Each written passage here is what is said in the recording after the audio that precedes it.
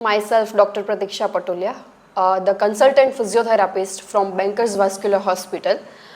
Today we are going to discuss about PRP, platelet-rich plasma therapy. So, platelet-rich plasma therapy, as we have known, કે એ non surgical technique છે કે જે joint pain હોય, muscular pain હોય એમાં help કરતી હોય છે. તો વિલ ડિસ્કસ કે આ પ્લેટલેટ રિચ પ્લાઝમા થેરાપી શું છે. What is platelet rich plasma? Platelet rich plasma is basically autologous blood product enriched with platelets and growth factors. Growth factors like PGDF, TGF, FGF, આ બધા growth factors અને platelets છે આ બધામાં હોય છે અને એનું blood product હોય છે કે જે આપણે યુઝ કરીએ છીએ PRP ટ્રીટમેન્ટમાં. આ વસ્તુથી શું થાય છે કે જ્યારે પ્લેટલેટ અને ગ્રોથ ફેક્ટર છે આપણે એ કેપેસિટી ધરાવે છે કે જે ઇન્જર્ડ ટિશ્યુ છે એને હીલ કરી શકે.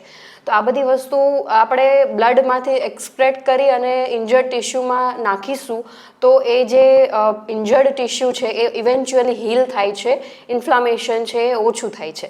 તો that is platelet rich plasma કે જે પ્લાઝમામાં બ્લડમાંથી એક્સક્રેટ કરેલું પ્લેટલેટ અને ગ્રોથ ફેક્ટર્સ છે હોય છે, રાઈટ. સેકન્ડ, પીઆરપી પ્રિપરેશન પ્રોટોકોલમાં બેઝિકલી બે પ્રોટોકોલ્સ છે, that is PRP preparation protocol and second is ultrasound guided injection protocol. PRP preparation પ્રોટોકોલમાં ફર્સ્ટ સ્ટેપ છે તમારું બ્લડ કલેક્શન. બ્લડ છે પેશન્ટમાંથી કલેક્ટ કરી લેવામાં આવે છે, જેમ આપણે નોર્મલ રિપોર્ટમાં બ્લડ કલેક્ટ કરતા હોય એ જ રીતે બ્લડ કલેક્ટ કરી લેવાનું છે. બ્લડ કલેક્ટ કરી અને એમાંથી આપણે દેન will સેન્ટ્રીફ્યુગેટ it.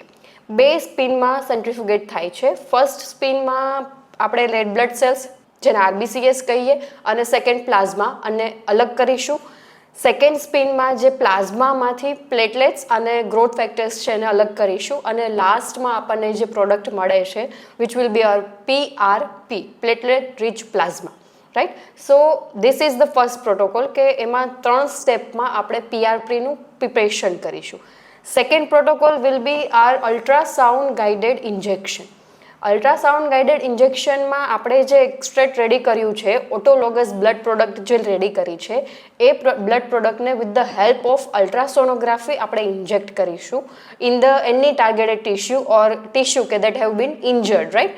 Suppose if we are taking it in a ની, તો નીમાં ઇન્જેક્ટ કરવામાં આવે છે with the guidance of ultrasonography. પ્રિસાઇઝલી needle puncture કરીશું આપણે ઇન ધ ની અને એ ટાર્ગેટેડ ટિશ્યુને અલ્ટ્રાસોનોગ્રાફીની મારફતે જોઈ અને એમાં આપણું એક્સટ્રેક્ટ છે એ ઇન્જેક્ટ કરીશું. So this will be the second protocol. અલ્ટ્રાસોનોગ્રાફીના અલ્ટ્રા ગાઈડન્સમાં જે ઇન્જેક્શન છે એ આપવાનું છે પેશન્ટને. તો આ જે અલ્ટ્રાસોનોગ્રાફીની ગાઈડન્સમાં ઇન્જેક્શન પેશન્ટને આપીએ છીએ એ ઇમ્પ્રૂવ કરશે પેશન્ટનું ટાર્ગેટેડ ટિશ્યુનું રિઝલ્ટ, કે જે ટાર્ગેટેડ ટિશ્યુ છે એમાંથી જ રિઝલ્ટ મળશે અને આઉટકમ છે એ વધારે સારી રીતે મળશે અને પ્રિસાઇઝલી મળશે. So this are the 2 protocols of our PRP treatment. Now further we will discuss the કઈ જગ્યાએ PRP છે એ લાગુ પડી શકે છે, PRP ટ્રીટમેન્ટ છે કયા કેસમાં આપવું જોઈએ. So the first case is muscular condition. Any kind of muscular conditionમાં PRP treatment આપી શકાય છે. માઇનોર મસલની ઇન્જરી થઈ છે, સ્ટ્રેઇન છે, તો એમાં આપણે PRP ટ્રીટમેન્ટ આપી શકીએ છીએ. સેકન્ડ ઇઝ ટેન્ડન, કે હેમસ્ટ્રિંગનું ટેન્ડન છે ઇન્જર થયું છે, કાફ ટેન્ડન ઇન્જર થયું છે, તો જ્યાં પણ ઇન્ફ્લામેશન છે ટેન્ડનમાં ત્યાં આપણે આ જે PRP છે આપી શકીએ છીએ. Third will be uh ligaments. For example કોઈ નીની લિગામેન્ટની ઇન્જરી થઈ છે કે જે ગ્રેડ 1 અને ગ્રેડ 2માં છે, તો એમાં પણ આપણે PRP ઇન્જેક્શન્સ છે આપી શકીએ છીએ. Fourth and foremost important are joint. કોઈ પણ જોઈન્ટમાં ઓસ્ટિયો આર્થરાઇટિસ છે, કોઈ પણ જોઈન્ટનો ઘસારો છે, તો એ જોઈન્ટમાં આપણે PRPનું ઇન્જેક્શન આપવાથી એનો ઘસારો છે આપણે સ્લો ડાઉન કરી શકીએ છીએ અને એનું પેઇન રિલીફ કરી શકીએ છીએ બાય રિડ્યુસિંગ ધ ઇન્ફ્લામેશન. તો if suppose we are taking the example of ની, તો નીમાં osteoarthritis is most common, right, કે બધાને આફ્ટર એજ ઓફ 60 ઓસ્ટિયોઆર્થરાઇટિસ થતો હોય છે.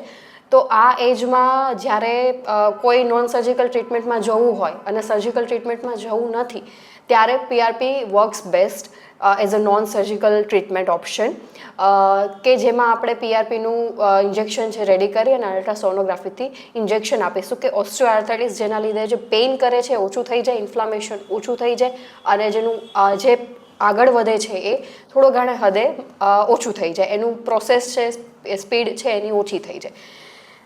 દેન એઝ વી હેવ ડિસ્કસ કે ની ઓસ્ટિયોઆર્થરાઇટિસમાં આપણે ઇન્જેક્શન આપ્યું. સેકન્ડ, સેફ્ટી પ્રોફાઇલ અને એની એડવર્સ ઇફેક્ટ શું આવે છે.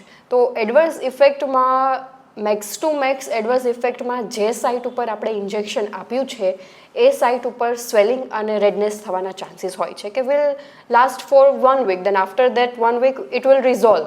સો આ મેક્સિમમ એડવર્સ ઇફેક્ટ રહેલી હોય છે. માઇનોર અને રેર કેસમાં ઇન્ફેક્શન થતા હોય છે.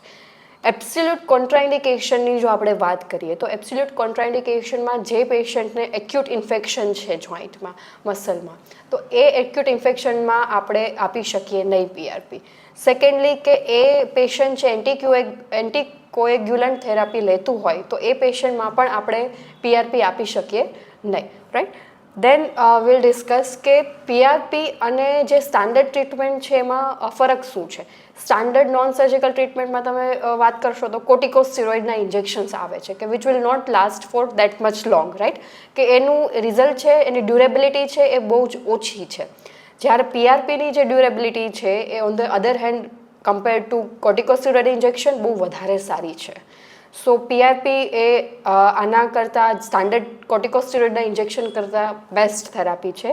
I have mentioned some literature also okay, which says study says that PRP shows greater result than standard corticosteroid injections. Again PRP showing this કે 24 week follow-up પેશન્ટમાં બેસ્ટ રિઝલ્ટ આપે છે. After 24 week means 2 years. After 2 years, the effect of PRP is still there in patient. Research is saying that.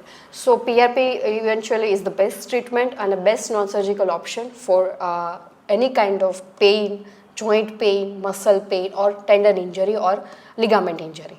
Thank you so much.